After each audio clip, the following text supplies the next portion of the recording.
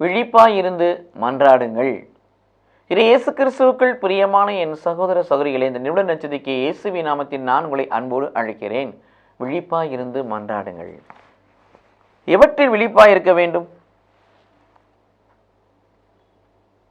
பெற்றுக்கொண்ட பரிசுத்தை இழக்காதபடி, பெற்றுக்கொண்ட உண்மையை இழக்காதபடி, பெற்றுக்கொண்ட அபிஷேகத்தை இழக்காதபடி, பெற்றுக்கொண்ட நீதியை, நேர்மையை, உண்மையை இழக்காதபடி, பெற்றுக்கொண்ட வல்லமையை இழக்காதபடி அவற்றில் என்றென்றும் நாம் அனலாக இருக்க வேண்டும்.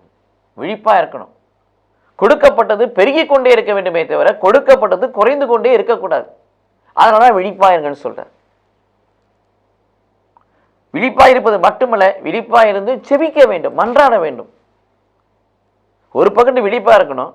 கடவுள் நமக்கு கொடுத்த ஆவிக்குரிய ஆசோனை எழுந்து போகாதபடி நாம் அதில் விழிப்பாய் கவனமாய் எச்சரிக்கையாக இருக்க வேண்டும்.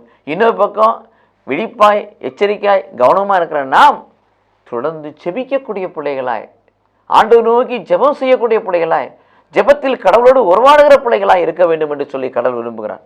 இத்தகைய காரியங்களை செய்கின்ற பொழுது லூக்கா 21:36 வாசிக்கிறோம். மணுமகன் முன்னிலையில் வலிமை உள்ளதாக இருக்க முடியும். இயேசு கிறிஸ்து இன்னைக்கோ நாளைக்கோ திடீர்னு வந்தா, என்னைக்கு வருவார்னு தெரியாது, வந்தா நாம் உயிரோடு இருந்தா அவர் முன்னிலையில் வலிமை உள்ளவர்களாக நிற்கும்படி வருகிற தண்டனைகளுக்கு தப்பித்துக் கொள்ள முடியும். ஒன்று அவருக்கு முன்னாடி நிற்கணும், இன்னொன்று அந்த தண்டனை தீர்ப்புக்கு ஆளாகக்கூடாது. இந்த ரெண்டுலேருந்து நம்ம விடுபட வேண்டும் என்று சொன்னால், தப்பிக்க வேண்டும் என்று சொன்னால், நாம் செய்யக்கூடிய ஒரே காரியம் விழிப்பாக இருந்து ஆண்டவரிடத்தில் மன்றாட வேண்டும். கடவுள் நம்மை ஆசீர்வதிப்பாராக. ஆமென்.